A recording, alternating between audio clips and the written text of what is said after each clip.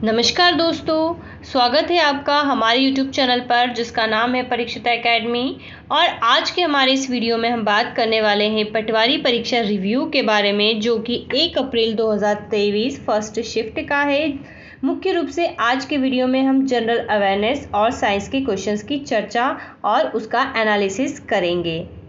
अगर आप भी हमारे इस यूट्यूब चैनल पर नए हैं तो चैनल को सब्सक्राइब करें। वीडियो पसंद आता है तो इसे लाइक और शेयर ज़रूर करें। तो चलिए बिना टाइम वेस्ट करे आगे बढ़ते हैं आज के वीडियो में। और आज का पहला क्वेश्चन है कि मध्य प्रदेश का सबसे बिजी एयरपोर्ट कौन सा है। तो इसका उत्तर है इंदौर में स्थित देवी अहिल्याबाई होलकर इंटरनेशनल एयरपोर्ट। साथ में ये क्या है, इंटरनेशनल एयरपोर्ट भी है, इसको ध्यान रखना है।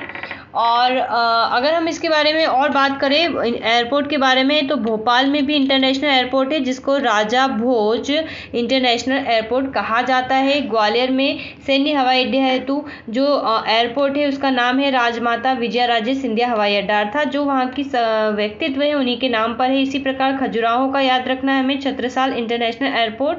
और जबलपुर का जो एयरपोर्ट है जिसका नाम है दुमना या फिर रानी दुर्गावती एयरपोर्ट। दुमना एयरपोर्ट पटवारी एग्जाम में पूछा जा चुका है। अगले क्वेश्चंस की तरफ बढ़ते हैं कि खरगोन का महाकालेश्वर मंदिर, वैसे एक महाकालेश्वर मंदिर जो प्रसिद्ध है वो हमारे उज्जैन में है, और दूसरा एक मंदिर है एक और खरगोन में जिसको महाकालेश्वर मंदिर द्वितीय की संज्ञा हम दे सकते हैं। तो क्वेश्चन पूछा गया है कि किस राजवंश की वास्तुकला का उदाहरण है। तो ये परमार वंश के शासक के टाइम पर बना था और मुख्य रूप से उदयादित्य के टाइम पर इसमें काफ़ी जो है ये चरमोत्कर्ष पे रहा था।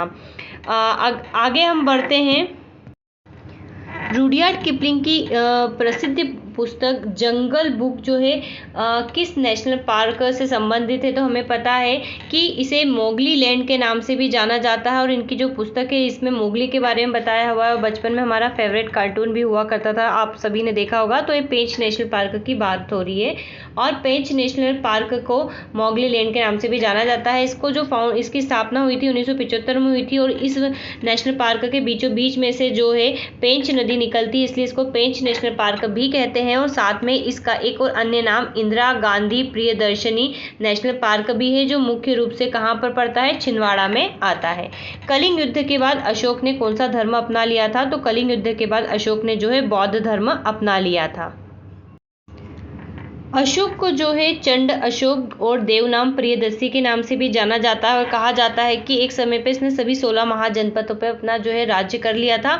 और किंवदंती है कि इसने अपने 99 भाइयों को मारा था। पुराणों में इसे अशोक वर्धन कहा गया है। और ऐसा माना जाता है कि 261 BC में जब इसने कलिंग पर युद्ध किया था, आक्रमण किया था उसकी राजधानी तोसली पर, तो इसका हृदय जो है परिवर्तन हो गया था और उपगुप्त से इन्होंने जो है बौद्ध धर्म की दीक्षा ली थी और फाइनली बौद्ध धर्म हम बोल सकते हैं स्वीकार किया था और धम्मा जो है स्टार्ट किया था, धम्म जिसको हम बोलते हैं।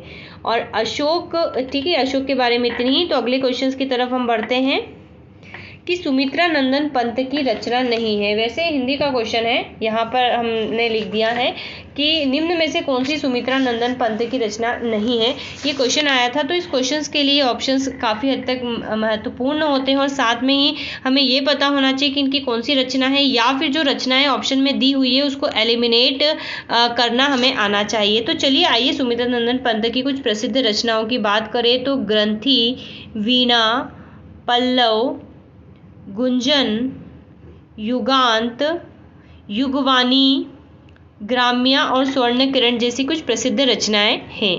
अब यहाँ पर हम देख रहे हैं कि अभी तक मध्य प्रदेश के नेशनल पार्क से क्वेश्चंस आ रहे थे, डेफिनेटली पेंच का इस बार पूछा भी है, लेकिन अब भारत लेवल के भी जो है, इंडिया लेवल के भी नेशनल पार्क पूछे जा रहे हैं। तो पूछा गया कि बांदीपुर नेशनल पार्क कहाँ पर स्थित है।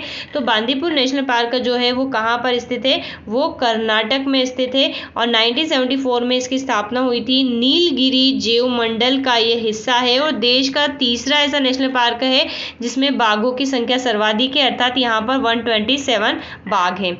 अगला क्वेश्चन की तरफ बढ़ते हैं। मध्य प्रदेश राज्य औद्योगिक विकास निगम की स्थापना कब हुई? तो 13 सितंबर 1965 को हुई।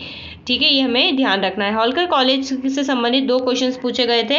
होलकर कॉलेज में विधि की शिक्षा प्रणाली कब शुरू हुई? तो ये 60 के दशक में प्रारंभ हुई थी। और होलकर, इसका एक्यूरेट क्वेश्चन नहीं है, फिर भी होलकर कॉलेज हमें पता है होलकर वंश के प्रसिद्ध शासकों के नाम पर रखा गया है। और 1891 में इसकी जो स्थापना, इसको जो आधारशिला रखी थी शिवाजी राव होलकर ने रखी थी। अब एक्यूरेट क्वेश्चंस क्या था वो अभी फिलहाल हमें नहीं पता। चलिए अगले क्वेश्चंस की तरफ बढ़ते हैं। पूछा गया है कि बेरोजगारी दर पूछी गई है। तो अगर हम बात करें दिसंबर 2022 की, तो बेरोजगारी दर 8.3% थी। पूर्वी हिमालय से क्वेश्चंस पूछा गया है। किस प्रकार का क्वेश्चंस है ये फिलहाल हमें नहीं श्योर नहीं है, लेकिन अगर पूर्वी हिमालय के बारे में हम बात करें तो जो भारत की पूर्वी हिस्सा है वहां पर फैले हुए हिमालय को पूर्वी हिमालय कहते हैं। और इसमें मुख्य रूप से कुछ प्रसिद्ध पहाड़ियां आती है। अब क्वेश्चंस एक्चुअल में क्या था नहीं पता, लेकिन अगर हम इसकी कुछ विशेष पहाड़ियों की बात करें तो दाफला पहाड़ियां आती है जो कि अरुणाचल प्रदेश में है। पटकाई बूम आता है जो कि अरुणाचल प्रदेश में है। नागा पहाड़ी नागालैंड में है। लेमातोल पहाड़ी आपकी मणिपुर में। मिजो पहाड़ियाँ मिजोरम में। भुवन पहाड़ियाँ असम में। रेगमा पहाड़ियाँ असम में। कुछ इस प्रकार की पहाड़ियाँ जो है आती है। तो किस प्रकार का क्वेश्चन सर नहीं पता, लेकिन पूर्वी पहाड़ियाँ पूर्वांचल या के बारे में हमें थोड़ा बहुत पढ़ना चाहिए। तो यहाँ पर अब इंडिया की ज्योग्राफी को भी जो है लिया जा रहा है। अगले क्वेश्चन की तरफ अगर हम बढ़े तो मध्य प्रदेश राज्य कृषि विपणन बोर्ड की स्थापना कब हुई थी? तो 1973 में हुई थी। और 10वीं पंचवर्षीय योजना का कार्यकाल पूछा है तो 2002-2007 पूछा है। ठीक है, और 11वीं का रहेगा 2007 से 2012 और 2012 से 2017 जो है 12वीं पंचवर्षीय योजना है। इसके बाद पंचवर्षीय योजना वाला सिस्टम खत्म कर दिया। तो यहाँ पर पंचवर्षीय योजना का टाइम पीरियड पूछा है। अगला क्वेश्चन है हिंडोला महल कहाँ स्थित है? तो हिंडोला महल की अगर हम बात करें तो सबको पता है कि ये मांडू में स्थित है। और मांडू जो कि धार में आता है, होशंग-शाह के टाइम पर जो है 1428 में इसका निर्माण कार्य शुरू हुआ था। अगला क्वेश्चन है कि भारतीय सिनेमा का सर्वोच्च पुरस्कार कौन सा है? तो दादा साहब फाल्के जो है भारतीय सिनेमा का सर्वोच्च पुरस्कार है। अगले क्वेश्चन की अगर हम बात करें तो मध्य प्रदेश के व्यक्तित्व से क्वेश्चन पूछा गया है। तो इनका जो जन्म है वो मध्य प्रदेश के जबलपुर में हुआ है और काफ़ी प्रसिद्ध है। और इन्होंने अपना पहला शो जो है 6 वर्ष की एज में रायपुर छत्तीसगढ़ में दिया था परफॉर्मेंस। ठीक है, तो ये भी हमें याद रखना है। अगला क्वेश्चन है कि ब्रिटिशर्स ने हरदा में नगर पालिका की स्थापना कब की? तो 18 मई 1867। मध्य प्रदेश राज्य योजना बोर्ड का नाम बदलकर राज्य योजना आयोग कब किया गया? तो 2007 में किया गया। और राज्य अगर हम इसकी बात करें कुल मिलाकर तो 24 अक्टूबर 1972 को जो है इसकी स्थापना की गई थी। इसमें एक अध्यक्ष होता है जो कि मुख्यमंत्री होता है प्रदेन, और एक उपाध्यक्ष का पद होता है और 11 जो है अंशकालिक सदस्य होते हैं। अगला क्वेश्चन है मध्य प्रदेश सरकार ने कृषि बजट के लिए कितनी राशि आवंटित की है? तो 53,264 करोड़ की राशि आवंटित की है। तो यहाँ पर जो है बजट जो पेश हुआ है उससे क्वेश्चंस बन रहे हैं। कल भी आया था और आज भी पूछा गया है। चलिए अगला क्वेश्चन है कि हल्दी घाटी के युद्ध से क्वेश्चन संबंधित था। तो हमें पता है 1576 में हुआ था, अकबर वर्सेस महाराणा प्रताप के बीच में। परमार वंश से संबंधित कोई क्वेश्चन पूछा गया है नहीं पता, इसको पढ़ लीजिएगा अच्छे से। राजा भोज के बारे में, मुख्य रूप से मुंज के बारे में।